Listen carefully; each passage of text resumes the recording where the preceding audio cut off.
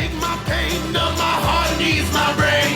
Oh, whiskey, don't you... Why think alone when you can drink it all in with Ricochet's 3 Whiskey Happy Hour?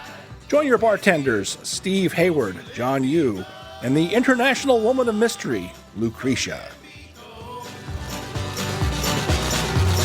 Well, this life that I've been living ain't too easy on the soul. Sometimes you gotta give in and let that whiskey flow. It's the 3 Whiskey Happy Hour with your 3 bartenders. I had a gin and tonic earlier because I am dehydrated from flying on airplanes all day from Mississippi. More about that in a moment. But hi, Lucretia. Hi, John. What are you guys using to celebrate the end of the week? The cask of Amontillado.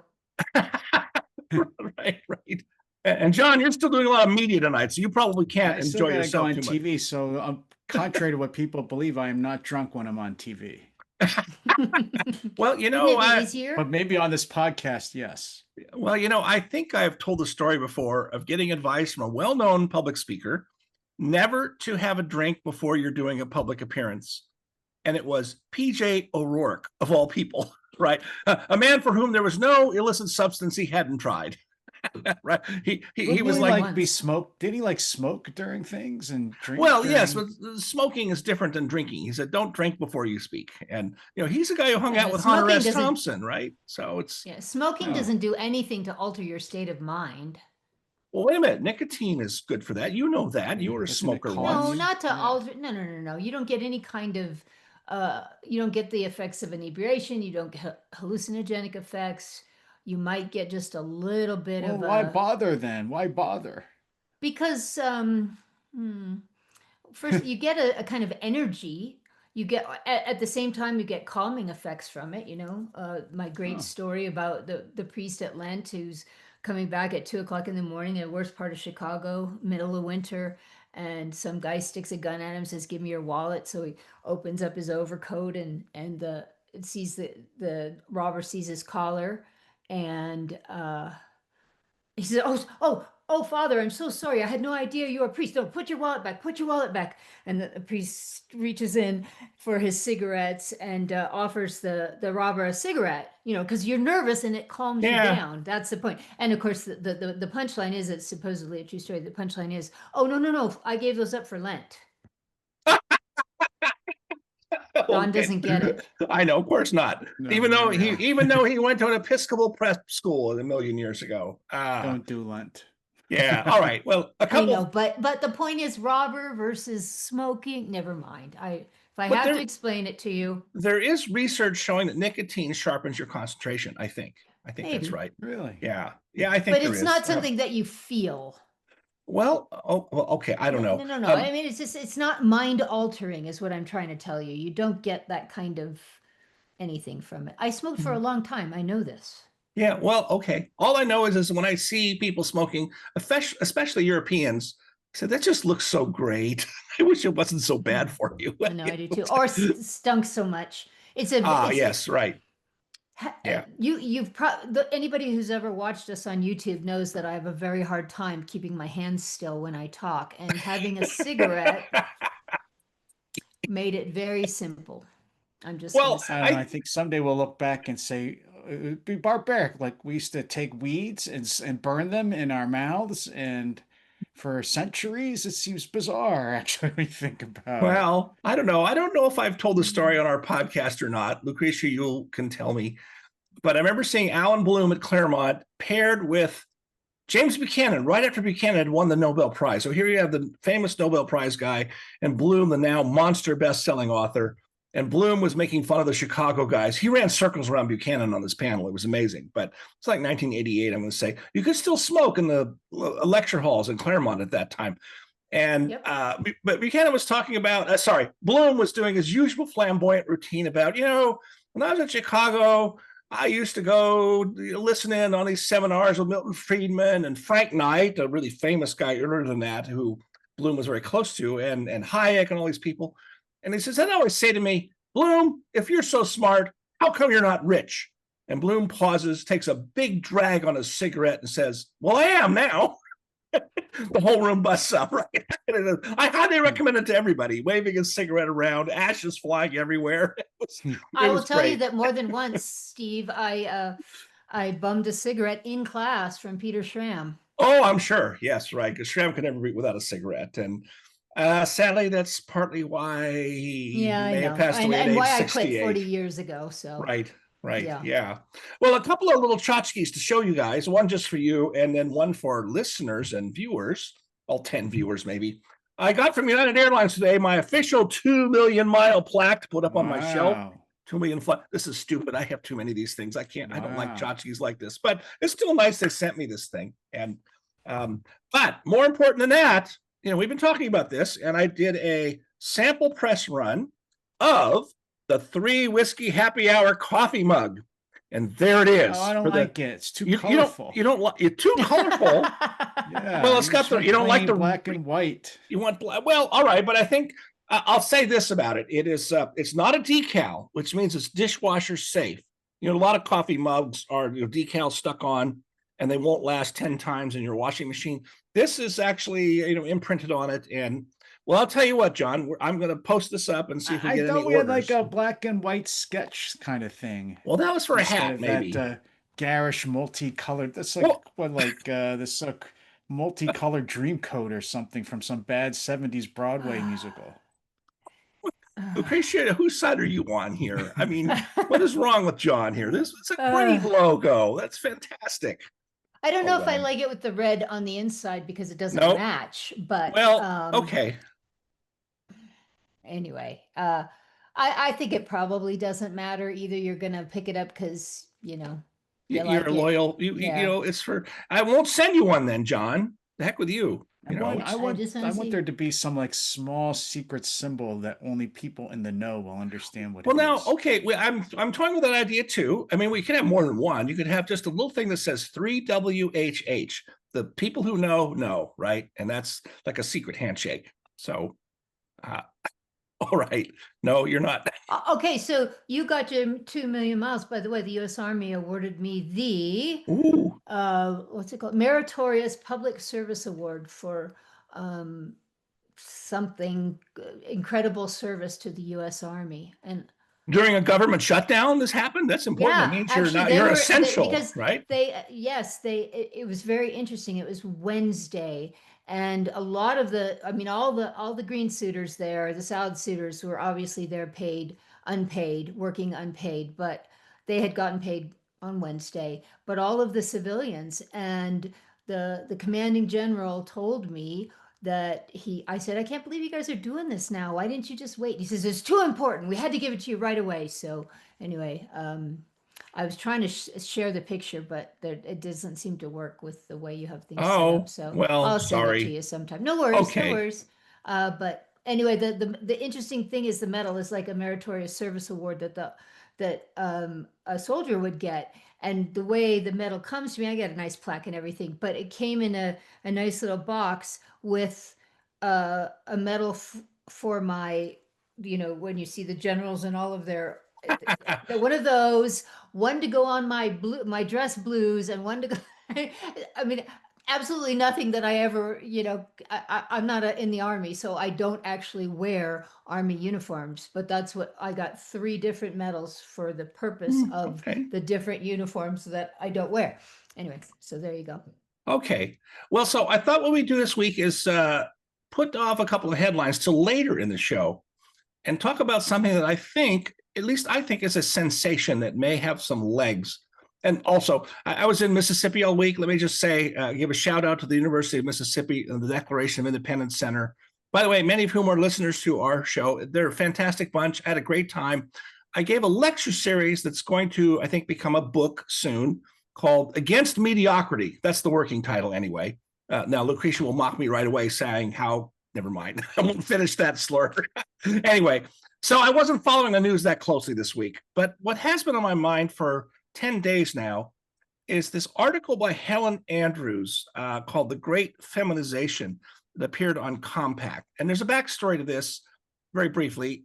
Helen was until recently the editor of the American Conservative magazine, and she was fired And the magazine's gone weird, and we'll leave that story for another time. But I think she's very talented. And Lucretia, you remember we interviewed her a couple years ago at the Philadelphia Society about her On her book. boomer book. Yeah, about her book, Attacking Baby Boomers, which I love because I'm a self-loathing baby boomer. And I think she's very bright and very talented. And the article really is the adaptation of a speech she gave, John, yeah, you may not follow this, at the latest National Conservatism Conference. Now, most of those speeches, they put them all up on YouTube, and most of them get 1,000, 2,000 views. For some reason, her speech, The Great Feminization, went viral and is up to something like 150,000 views. So that's clearly totally different from and they have famous people of that, J.D. Vance, Peter Thiel, but Helen has been the big breakout star of this last meeting. So the Great Feminization, you might guess what the title is. It's an attack on feminism. And how is that new? Because, people like Christina Hoff Sommers and others have been doing this for 30 years. But let me share with listeners, and I will post a link to her compact article, but let me post to listeners, there's a few sentences from it, and then I want to toss to Lucretia because, of course, the chief advocate for repealing the 19th Amendment, this is her bailiwick, right? But the point is, she's saying, people say wokery is, cultural Marxism, all this leftist dogma, and she says that's all true, but she says, I think it's actually feminism, and not feminism, the ideology, but too many women in high places. She's that blunt about it. Okay. Here's a few samples for listeners that I think will convey the whole article. Early on, all cancelizations are feminine. Cancel culture is simply what women do whenever there are enough of them in a given organization or field. Everything you think of as wokeness involves prioritizing the feminine over the masculine, empathy over rationality, safety over risk, cohesion over competition. Wokeness is not a new ideology, an outgrowth of Marxism, or a result of post-Obama disillusionment. It is simply feminine patterns of behavior applied to institutions where women were few in number until recently. And here, John, I'll call on you for this next part because it's very germane. A much more important tipping point is when law schools became majority female, which occurred in 2016, or when law firm associates became majority female, which occurred in 2023. And she goes on through other fields like medicine and corporate management. And then John says this: the field that frightens me most is the law. All of us depend on a functioning legal system. And to be blunt, the rule of law will not survive the legal profession becoming majority female. Lucretia, I'll let you have first bite at all this. Well, I actually think that her strongest argument is in the area of law, and because she goes on in a little more detail and talks about how the rule of laws, to put it oversimplified, been replaced by feminine empathy, and rather than colorblind, blind justice. And the rule of law carrying the day. It's empathy. I have to feel sorry for this criminal because of the root causes, and on and on and on. And I think there's a lot to be said for that observation. And I do think that it is also very, very it bodes for a lot of danger, I think, for the entire criminal justice system and the law in general. So I think that's a really strong one. Before I go on, let me just let John speak up and see if he has any thoughts on this, or if he's too afraid to say anything because he still has a law position professor, at Berkeley. right? No, I mean, I wasn't persuaded by the article. So for two reasons. One is, I'm not sure. I mean, you guys would know the literature better than me, but I don't know if I agree with the idea that women all think one way, and not all, but in general as a group is her point. Women think in this sort of non-rule of law way, and men think in a rule of law way. I've met, if you look It's at the justices oversimplifying on the it. Supreme Court, I mean, you have some women on the Supreme Court who today who probably like balancing more, but there's a woman in the majority who doesn't. And I don't think, and certainly these divides were on the Supreme Court when they were all men. I don't think they're, I mean, but she referred to a book that was allegedly what it was about, like primitive men, and said like men were warriors and women who fought and tried to take resources from the hostile environment, and women were at home and fighting each other over resources. I just don't. I think that's a thin reed to make these broad generalizations that men and women think so differently in a professional setting. That just hasn't been my experience in the law. And then the second thing is, suppose she's right that women and men in law or these other professions do think fundamentally differently. Uh, it still doesn't. It could be, what you call they call it an independent variable problem. There could be something Mm. else causing changes in institutions. And so maybe the law changed in a certain way first.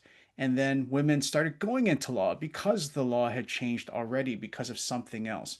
If I was to attribute these problems, it wouldn't be because of gender. I think it would be because of race.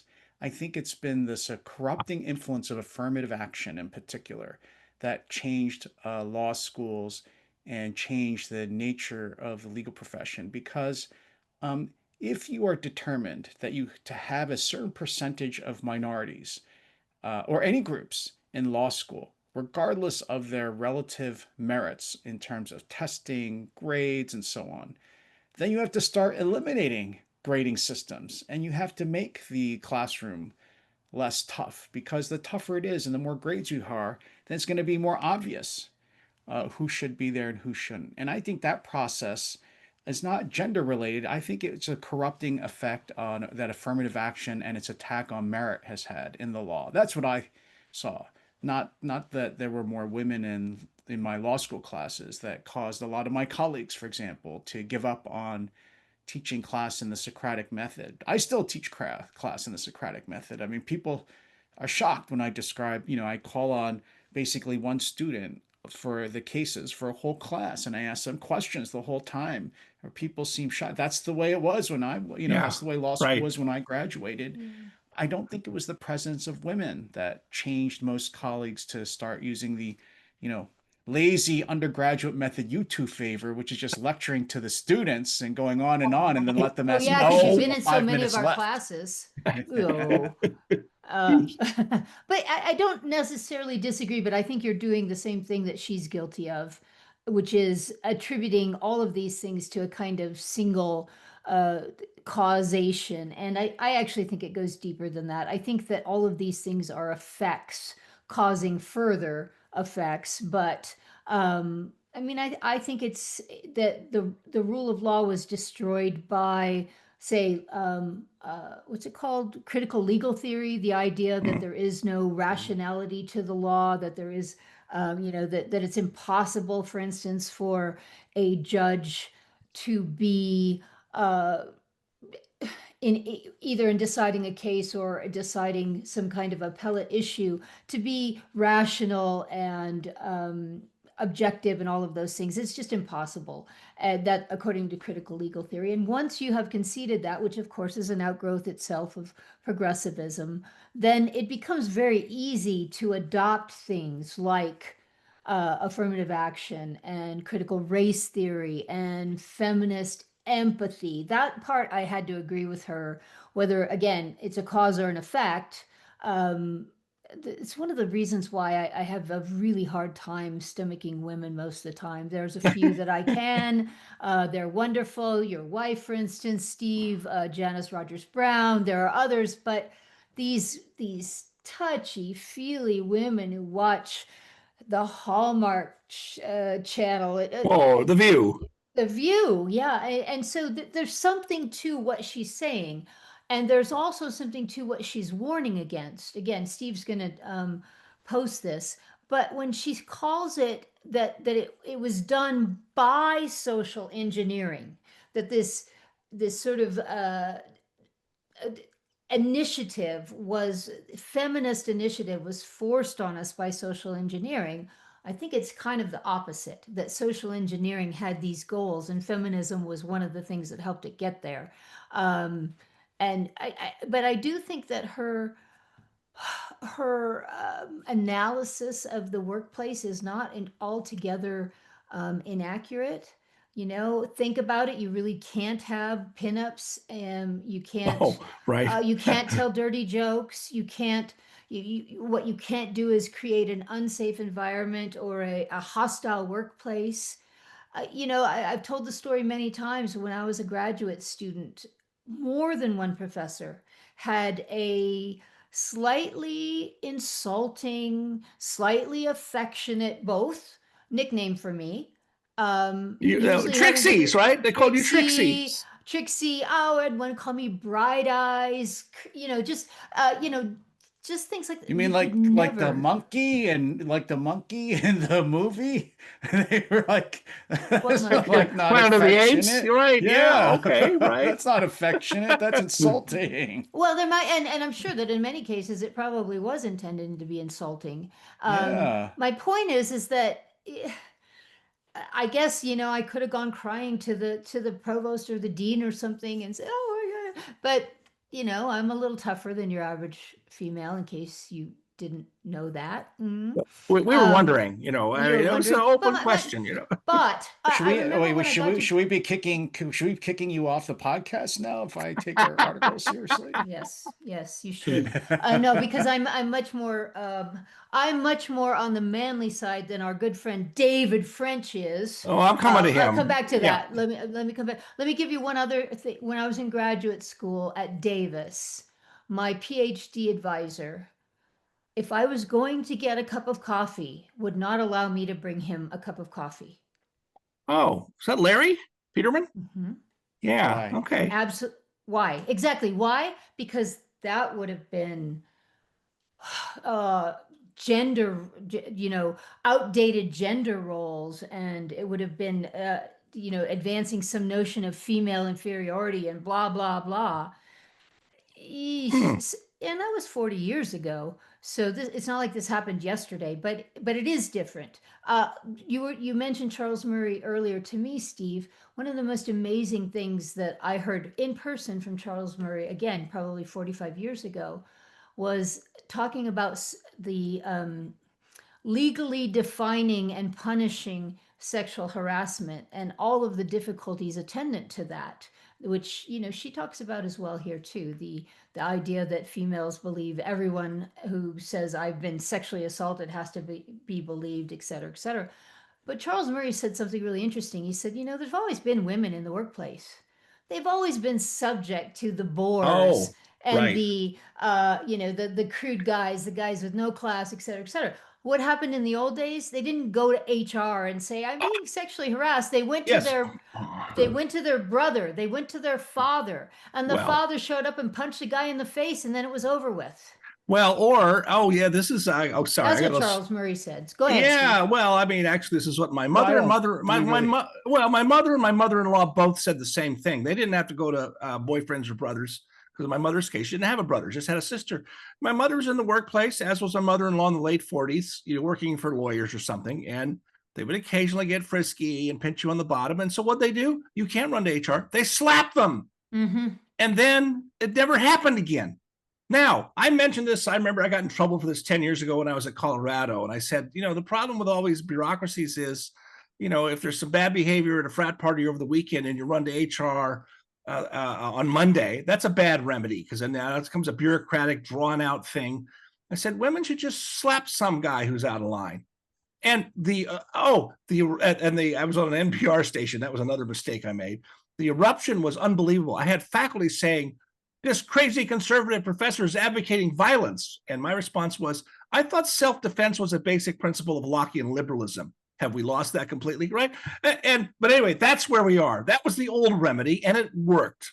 And Look, now that we want to make it some it's. kind of process, it doesn't work worth a I darn. know, but would you rather have so one, I think David French has a good point, which is No. it's got to be the case that our society is better off with the large number of women we have in the workplace today and in the, opportunity, the higher levels of the jobs they can have than it was, pre 1970s. I just Oh, think that's undeniably better for our society that half the population can now be fully part of the workplace. It's And not two, well, for. wait.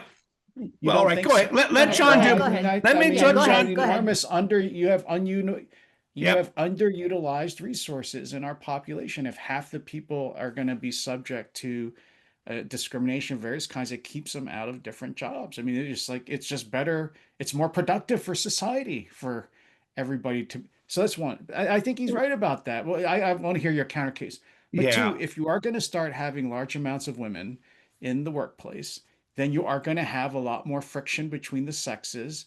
And I'd rather have rules that might be legal rather than people slapping the crap out of each other left and right. Because you're Okay. just going to have larger numbers of these interactions, unfortunately. And you're going to have more rules. Well, And I don't think that, relying on minor violence I mean, maybe it worked when there were less women in the workplace, but when you're going to all have right. 50% of the workplace women, I don't think that you can run a system that way. In both Well, cases, you have to change behavior. I'm just going to say that. I'm going to let you Okay. finish, Steve. But in both cases, you have to change behavior. Which one works better? And that's the Yeah. question. You've changed people's behavior. I never accused my PhD advisor of treating me like a sex slave or anything like that. But at the same time, he was already completely conditioned to the idea that you can't let your graduate student get you coffee because then you'll be a sexist, patriarchal pig. Change behavior, how best to do it. Go ahead, Steve. I'm sorry. Well, so first of all, John, I don't think anyone disagrees with your basic point that we now have a lot more talented women in the workplace whose talents were not used at maybe their highest and best use. However, I think the real cause of that was not feminism. This is all girl power, and there's whole businesses growing up. There's a feminist revolution values. No, it was the washing machine that made this possible. I actually mean that literally. Microwave. Well, the washing machine's a metaphor, right? Look up someday this wonderful video by this Swedish demographer named Hans Rosling, and it's about the washing machine, and it's about how it liberated women, and that's what made it. So, by the way, if you point out that it's technology that has made it possible for women to enter the workplace to a feminist, they go absolutely berserk out of their minds. They hate that idea, right? So that's point number one. Steve, And before you go on, sure, can I just right. illustrate that point? I used to tell my students reading the part in Jefferson in the Notes on the State of Virginia, where he says, it is civilization alone which has brought women into the enjoyment of their natural equality. And I would tell them exactly what you just said, which is before technology, before civilization, and that, there's more to it than just the technology part, but I'll keep it to your analogy. I can come home and cook dinner for my family after working a 10-hour day. Why? Because Dominoes. No. Oh. No. I mean, to actually cook a dinner, because I don't have to go kill a chicken. I don't have, and I don't have to feed them at 4:00 in the, there's all of these things. It's not just technology though, because there are lots of countries today which have access to that technology, don't have the same level of women in the workforce that we do. Although same amount of opportunities and ability to be professors or deans or podcasters. Affirmative action for women. Well, now wait a minute, John. That's an interesting point. If you go to, let us say, more patriarchal societies, say in the Middle East, like Pakistan, or India, ones, like South Korea and Japan, although Japan just had its first female prime minister. Right. But if you talk to people in those countries, which are, technologically maybe even more advanced than ours, they have very few women at the upper echelons of their society still, because the society's organized that way. Well, this is going to get us too far off on a tangent, but I think if you look at places like Pakistan, you'll find that smart, talented women go into the sciences. They don't go into gender studies. And there's something to be said about all that. That's a longer story. I agree with that, though. Yeah, well, I agree with that, but I think it's a combination of both. And I just don't see what country would you rather be than us in this world then? Well, think about that. I think that's it's not really obviously the question. Better here. But let me go to. It has imperfection. Like it has imperfections, but which country is actually better in terms of balancing having more women in the workplace? Right. I mean, we went too far with wokeism, but I think the basic rules are good for everybody, men and women. And it's been better for our society. Let me point to the second aspect. Let me point to the second aspect of why I think the story is important and why this debate. We can go back to this, by the way. in future episodes. Here's my analogy. I'm baiting Lucretia here. And see, John, I think this is starting to remind me of Ed Meese in the late 80s picking the fight over original intent. Now, if the left and the legal academy had ignored him, it might have gone away. Instead, you had Supreme Court justices and law reviews and prominent people freaking out and saying, oh, this is terrible. We can't. And that ignites a debate on original intent or originalism that the left lost. So it's not just David French. Wait a minute. Hold on. Let me set this up. What is the debate? Well, here's the point: is her article has elicited a huge response from the left, and then David French, who we say is a conservative, he's in the New York Times. His article is "We have met the enemy of civilization, and it's women." Hold that for a moment. A lot of smart lefties like Matt Iglesias and others saying, "No, this is terrible. This is ridiculous. This is where the right is going. This is awful." A couple of people have actually chimed up and said, her article could have been more substantive. And here's some journal articles with the typical peer-reviewed statistical analysis to show some important statistical differences between men and women that are relevant. So the point is, I think she's touching off a debate. So there's David French. And I'll end with this and let you take it from here. Lucretia got a little ahead of me on this. She provoked, David French, she is pretty good. That's a good slip. David French's column, "We have met the enemy of civilization, that's women," it provoked Charles Murray to a tweet. And Charles, he's a pretty mild-mannered guy. Here's what his tweet said: "I am still waiting to read something by David French that doesn't irritate me. Even when I agree with the substance, the sanctimony drives me nuts." Amen. That's my insert. Continue with Charles. "In this case, I wholly disagree with his take on Helen Andrews." Charles brings a lot of statistics and learned social reflections to these kind of debates. I think this is the beginning of something. I hope it's the beginning of something. And it could get wild and woolly. But who thought that this little speech and article? Law, you don't? Okay. All I know is law. So, the legal profession, all that will. In this period where this has allegedly been happening, originalism has arisen. Right. If this started in the 70s, this is actually during this period where women were allegedly weakening standards in the law and introducing all this huggy, touchy-feely stuff in the law. Actually, that's the same period where originalism has kind of driven out all this stuff from the Warren Court, which is where a lot of these attributes happened. And we have a conservative Supreme Court. We've overturned the Harvard, Harvard overturned, right, Bakke. Right. We overturned Roe versus Wade. I don't understand where all this corruption is occurring when, to me, during the same time period where this is all allegedly happening, I think the legal profession, from our perspective, has vastly improved from the way it was before. Well, I don't get it. What do you want to change it back? What do you want to change it to? Like, you what's your brought up positive Amy agenda Coney for the Barrett. You brought her up as an example of someone who's not some whiny crybaby feminist. I didn't say whiny crybaby feminist. I just mean she doesn't seem to fit this picture of non-rule of law women. Okay, remember what she said about January 6th? Excuse me, I take it back. About George Floyd, that she and her 8 children held hands, cried and prayed because they were all so empathetic about what happened to George Floyd. If that is not, what would she?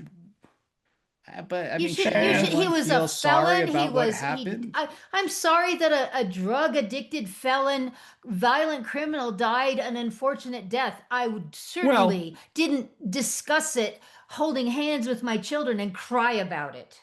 Well, but Lucretia, John has a bit of a point here. I had to count these things up. A reaction. Well, no, there are a lot of great originalist female judges. Our friends Edith Jones, Alice Batchelder. There's Janice Rogers Brown, right? Remember, she says that. Helen says that, it's just like, I'm a better shot than you two, even though I think men are mostly better shots than women are. Wait, you've never, that has not been proven. That's because you're too there you go. There you go with your touchy-feely, non-fact-based reality. There you go. Because you are too afraid to challenge me. Well, I just believe in automatic weapons. You don't have to be a good shot. You I, just spray everything with bullets and I you hit think it. originalism is a Uh, reaction to this stuff. It's an attempt to say empathy has no place in a courtroom. It might have some well, place in a pardon, but it has, and maybe a judge at the end of the day looks at a woman who uh, lit the house on fire when her husband, after he'd beat her senseless, got because he was drunk, and she lights the house on fire and burns him up, burns him to death. If the judge wants to have a little bit of empathy for a situation like that, that's not what I would call well, feminism. let me But restate the thesis and then move on to another topic, which is I'll put it this way. My thesis is she's touched off a debate that may go somewhere. And second, This is why I don't think so, because I don't see what is supposed to change. well, all right. Let me Like, so in the legal let me profession, what would we change if well, let me if you do agreed with her? You would like say we're going well. to have quotas on women in the law No, schools, and we're how going to about we go reduce back? women have hiring not and law had firm quotas. Well, associates. Oh, I mean, you mentioned it, I John. don't get We it. go back to the aggressive Socratic method of classroom teaching, which a lot of not just women actually, but the men who've been feminized object to. But the second point is this is an argument that you couldn't say 5 years ago, and now Oh you no, I've can. heard people argue about this in the law for a while now, because it was a big deal Well, when women became a majority of the law schools, and people do talk about it, but yeah, but now it's well, breaking and out into the her open. done. her opening salvo. Remember what that was? The Summers making the comment that there's some actual Yeah, right. biological differences between men and women, and what's the reaction? It's not somebody pulling out their medcat MCAT scores, or this is my research, and it's, oh my god, I almost fainted. Oh, I was so upset. Oh my God. Yeah, That is well, just a perfect microcosm of modern academia, right. feminine academia. Well, let me I'm so upset. You said I wasn't equal. wait till we get our AI parody to later, John. Let me end it this way. For listeners who don't know what Lucretia is referring to, Helen begins the article by recalling the firing of Larry Summers for saying, was it 20 years ago now, that there may be a difference in aptitudes and dispositions about math and science between men and women. That is statistically true. And for that, the Harvard faculty voted no confidence, and the board of overseers, the board of governors, forced him out as president. I'm not sure that would happen right now. Maybe it would. I thought Howard Summers was kind of a coward for surrendering so easily, but But I'm not sure I many think, people would say it either. well, he wouldn't say it again, nor will a lot of other people. But now maybe people will. We'll see. All right, look, let's have some fun with other stuff, because there's some fun stuff in the news this week. Not so much about issues and legal issues, John, but first of all, well, I don't know. We want to spend a lot of time on this, but last weekend we had the great No Kings rallies, and I want our team to have a No Parliaments rallies as a response. No Kings. No I mean, I just thought it was silly. democracy. No, it was something. I don't know. I mean, you have any guys have anything you want to say about all that spectacle? It's just the usual protest that Trump is president, and so what? But still, Those No look like they Kings were is going to a weird. Joan Baez concert. Okay, that's good, right? But more interesting to me, and I guess there's a tiny legal angle to this, is the way people are freaking out about Trump's construction of the ballroom at the White House. Yeah, I find that so bizarre. Isn't it? I just, I it's don't understand It's- why people are so freaked out about it. they're just going nuts. I think it's a shutdown, to be honest with you. Really? I really do. No. Even though that's not always the perspective that the anti-ballroom left is bringing out, I think it is to distract attention away from the shutdown, or to try and make the argument, because all the polls now say that Trump's approval ratings are up, that it looks like the Democrats are going to end up actually being the ones blamed for the shutdown. They're trying desperately, but it's not working. People don't really feel sorry for someone whose Obamacare subsidies are going to triple, because they recognize what a disaster Obamacare was in the first place.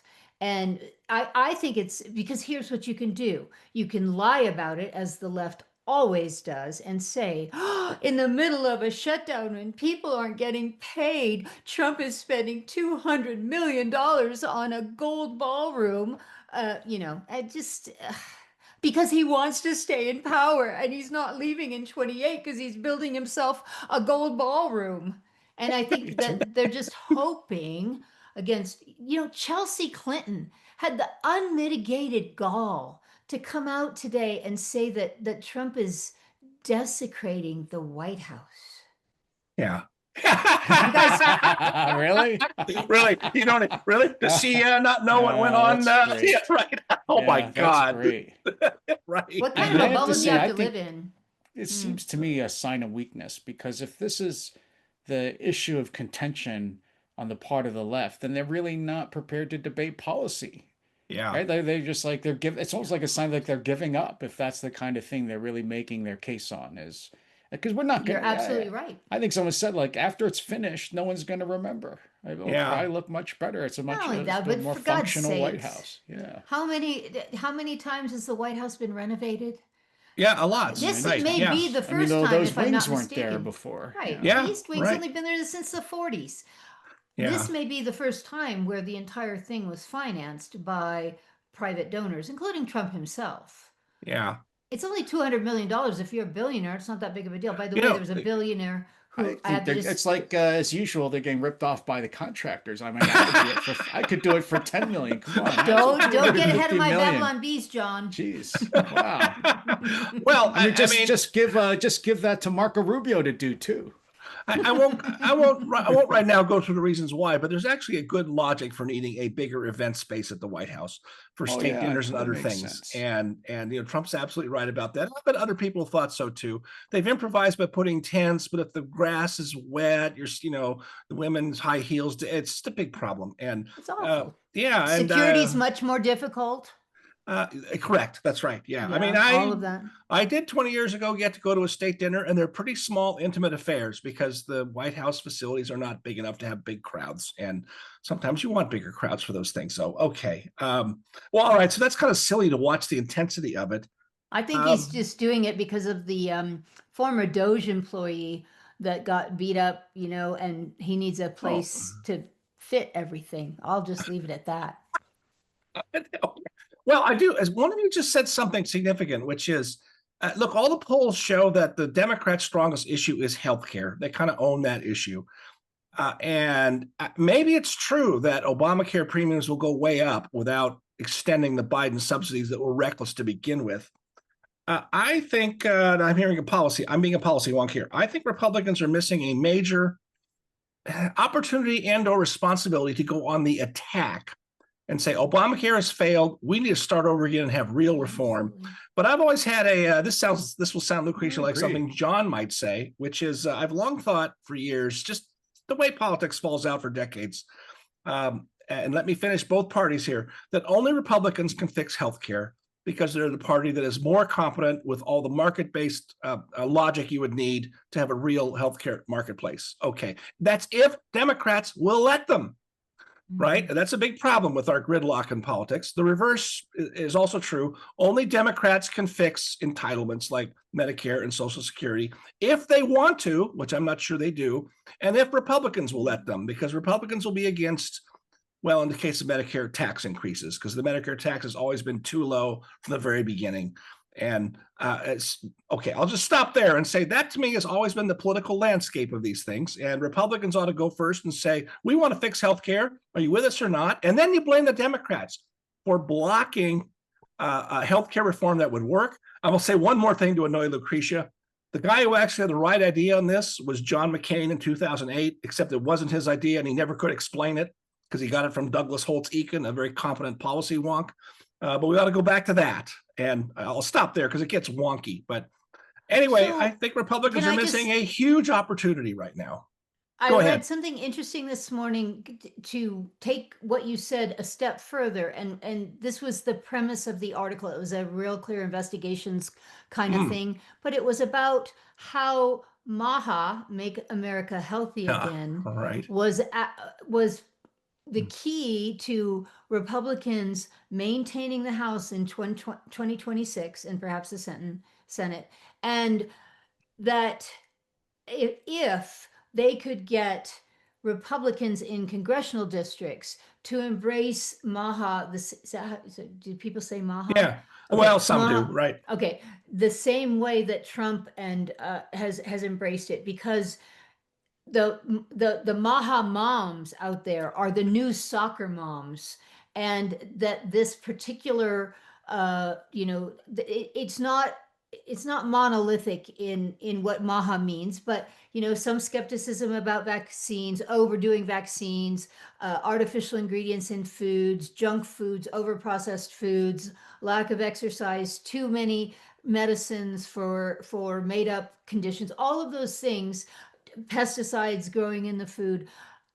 The Maha movement doesn't necessarily join on all of those things, but the fact that Trump is paying attention to them, the fact that RFK is out there trying to do something about it, that this could actually give Republicans, back to what, tying it into what you were saying, Steve, the opportunity to take the initiative on healthcare and say, we're about making America healthy again, not just about paying more and more and more and more for useless medical treatments that make people sicker.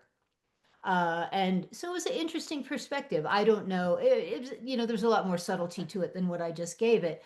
But if Republicans could actually be seen as the party that cares about the health of Americans. And you'll notice whenever trolls like Mark Kelly come out with their nonsense, I'm trying to use big girl words today, and not usual adjectives, that Republicans don't care about Americans' health care.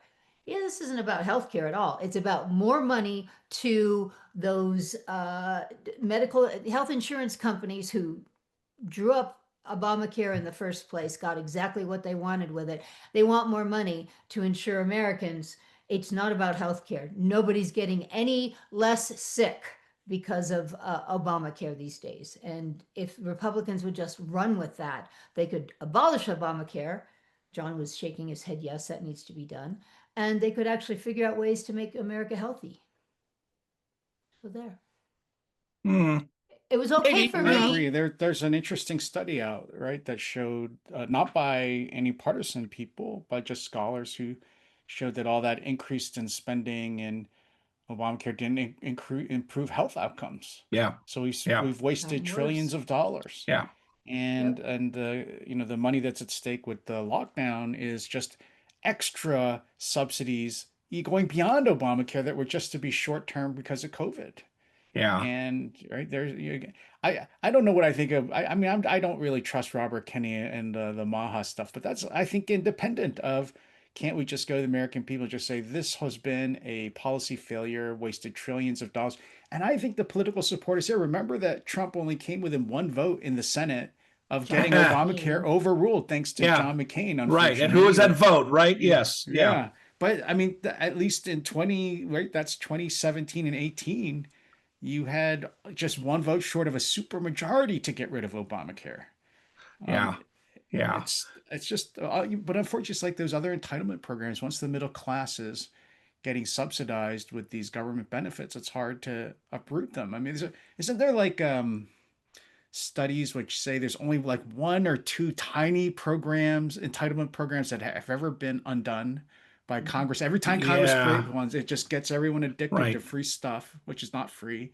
And Yeah. it's politically impossible to get rid of them. And that Right. sounds like what's happened with Obamacare, which is probably what Obama intended all along. Of course. Well, yeah, Right? that's I right. think it The was old hoping it would move even further in the direction of universal right. single payer. You want it to fail. It's the Cloward Piven strategy. It's been famously called for years, perhaps. Let's do this. Let's move to our Babylon Bee segment of the show, because our Wait, the AI. show's over already? No, Oh my hold gosh. on, hold on. Let me keep going. Our AI parody segment we've been closing with is actually a separate topic of its own. It won't take long, but Oh. there's an interesting wrinkle to it today. So that's why Okay. it'll still be a regular length show. So, Lucretia, what are our Babylon Bees for Okay, the week? before I get to the Babylon Bees, I've been saving this for you, Steve, since this Uh-oh. morning. I've been cackling and rubbing my hands like this. So, Uh-oh. somebody Michael Lind, Oh, yeah. I know writing in Michael. Right. Unheard, Yeah. says, Turn to the I'm gonna mic. start- oh, I'm sorry. Yeah. Let me move this over so I can read it. Then Yeah. Plenty of other grave parallels have been drawn of late with the First and Second World Wars. Yet, 111 years after the first began and 80 years after the second ended, perhaps it's time we dropped the analogies. That Oh. 3-decade cataclysm will surely never be forgotten, but when it comes to thinking about and making foreign policy, these conflicts provide few, if any, lessons of history that are of value in today's world. On the contrary, these parallels, whether drawn by historians, pundits, or policymakers, are likely to do more harm than good as they seek to impose anachronistic patterns on the realities of today. Well, this won't be my first rodeo with Michael Lind, who I do know a bit and have tangled with sharply before. Did I send you guys my letter about Sean McMeekin? What idiot said that? I don't know who that is. Michael, you don't know who Michael Lind is? See, God. I don't waste Anyway, time Steve, thinking Steve, you about have to people who admit- aren't smart. See, that's Yeah. The really disappointing thing was you didn't make a single analogy today. I did And too. I did did make an you? analogy to Meese and original did. intent. Yeah. you're right, He you're started off. He kicked off with the Right. analogy. Well, I Gosh. know I saved it for the middle, but I'll have to see the whole piece and then I'll Yeah, have I'll to, send it to you guys so you can see So it. he's You saying, have to so admit, his, it wait, just wait, made so me he's laugh. saying we shouldn't make analogies to World War I and II. What an idiot! Yeah. Well, by the way, I took it out of context. So well, I'll go read it, but it's from what Yeah. you gave me. It sounds pretty bad. I can't imagine the context is Yeah, going to it help. was much. about English. appeasement. And Oh, well, anyway. he's a lightweight on that. Because never mind. all Did right. I think I Sorry, s- that I was think so, totally unfair to spring on you guys. But I think again, didn't I send to both of you guys my my response to Sean McMeekin that has not been published yet, and so listeners won't know Oh, what yeah. I'm talking. Okay, Yeah. well let's hold that for now because when it comes out, talk which about that when it publishes. Okay. yeah, when it comes out, that Sorry. won't be a big deal. That's okay. I Back didn't to know the about that, so I Babylon want to know Bee. about it. Yeah, good.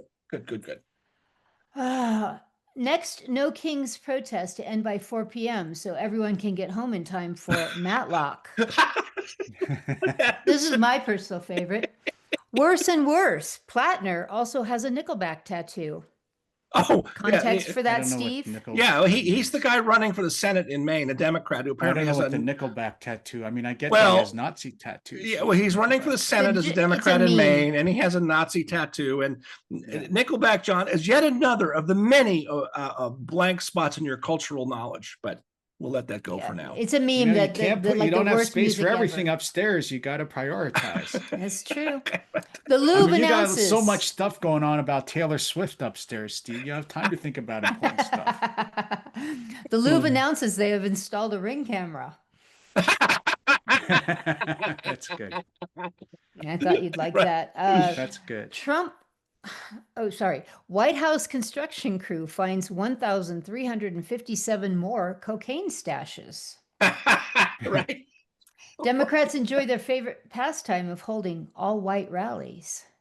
Yeah, that's true. Yeah. Where's the one? I got to go back to the top. Sorry, the really good one.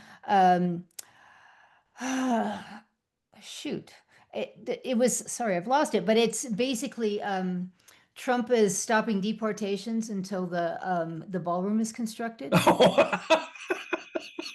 Well, that's why it's going to be That's so pretty good. expensive. It takes so long. No. Right. All right. Okay. There's all sorts of ones about the Dodgers, but I don't want to get you two Oh. going on that, so I'll just let it go. Okay. And Steve AI us to death. Well, let's interrupt the normal flow of things, John, because I don't know if you followed all this, but I had a person email me the other day, a person I know real well, and said, "Hey, I'm trying to find your article," and he gave a title, and the date was 1998, and I thought, I don't remember that title, and I looked for it, and I can't find it either in my own archives, on my old hard drives that I have, or on the internet, and so I finally wrote him back saying, "By the way, the date's wrong. I wasn't working for AEI in 1998. Could this have been an excerpt from something? Could it have been a transcript from a panel?"